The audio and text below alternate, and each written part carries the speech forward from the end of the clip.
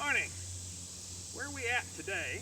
And it's been a long time since we was at anywhere. Almost a year since last road trip across this great country.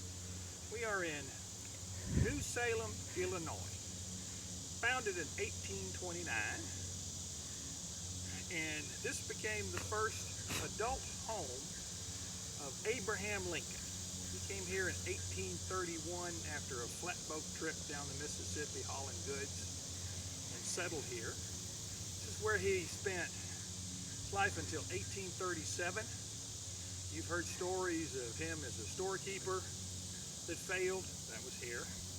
As a postmaster, as a surveyor, and it's where he fell in love, supposedly, with Anne Rutledge, only to lose her to typhoid in 1835.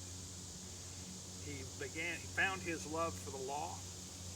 He served as captain of the local militia in the Black Hawk War. Never fired a shot, never saw an angry original occupant, Native American, Indian, whatever word you prefer. He ran for Congress and lost, and then ran for Congress again and won, and left here in 1837 to what was then the capital of Vandalia, and then everybody knows the history after that. Lincoln-Douglas debates, and presidency, Civil War, and assassination.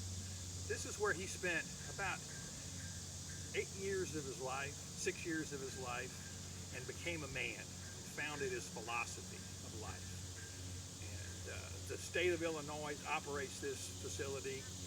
Many of the buildings, all of the buildings are reconstructions of those that originally stood here, except for one or two, which are the original structure. You get a real sense for what life was like on a village that grew up around a grist mill on the Sangamon River down there. And by 1840 was gone. Everybody basically left here and moved up the road about 3 miles to a place called Petersburg. So it's as though the place was born, as the movie here will tell you. The place arose to give Lincoln his start. And then once he left to pursue that famous history in our country, it then melted away over the next 2 or 3 years. It's a great facility, free of charge.